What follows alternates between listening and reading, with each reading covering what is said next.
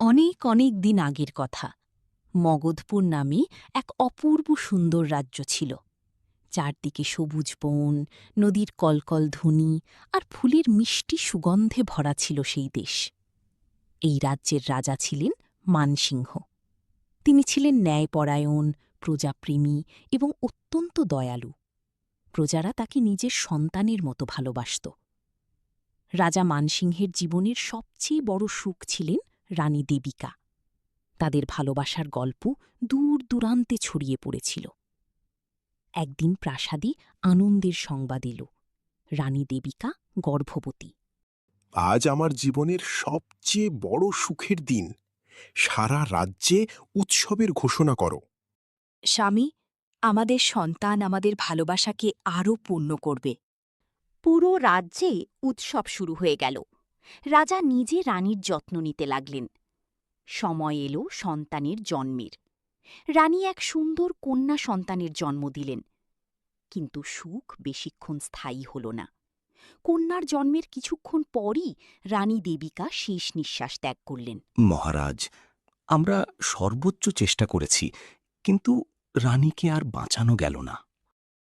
মৃত্যুতে রাজা মানসিংহ ভেঙে পড়লেন। শোকে তিনি নিজের জ্ঞান হারিয়ে ফেললেন।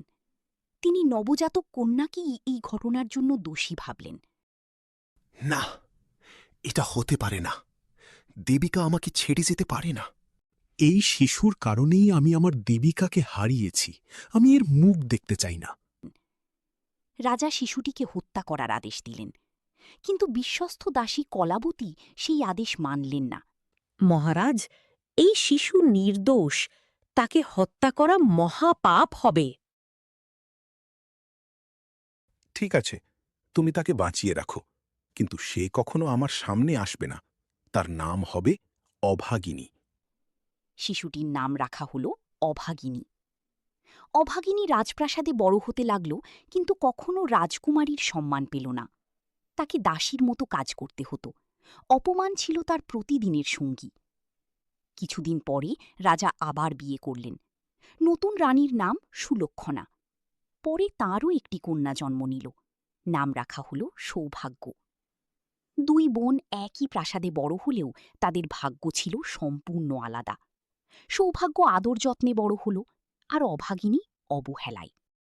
দেখো, পিতাজি আমার জন্য সোনার হার পাঠিয়েছেন, আর তুমি তো দাসীর কাপড়ই পরবেই। আমার কষ্ট নেই। ঈশ্বর যা দেন আমি তাই মেনে নিই।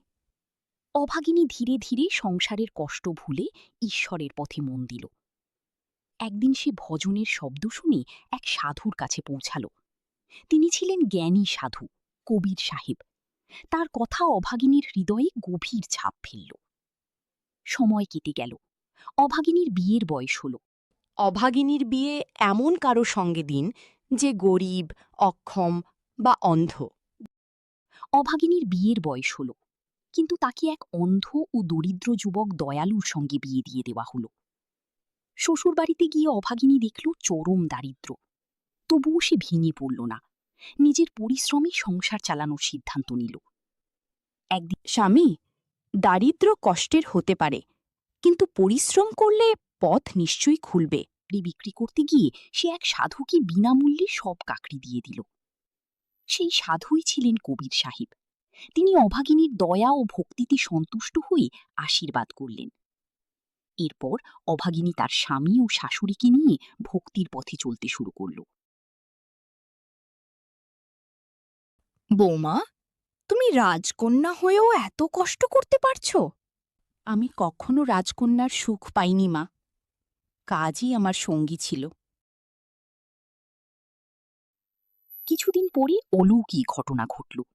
তাদের ভাঙা কুঁড়িঘরের জায়গায় তৈরি হল এক সুন্দর প্রাসাদ, আর অন্ধ দয়ালুর চোখেও ফিরে এলো। অভাগিনী, আমি দেখতে পাচ্ছি আমার চোখে আলো ফিরে এসেছে। অবহেলার পাত্র ছিল সেই অভাগিনী একদিন হয়ে উঠল সত্যিকারের সৌভাগ্যবতী।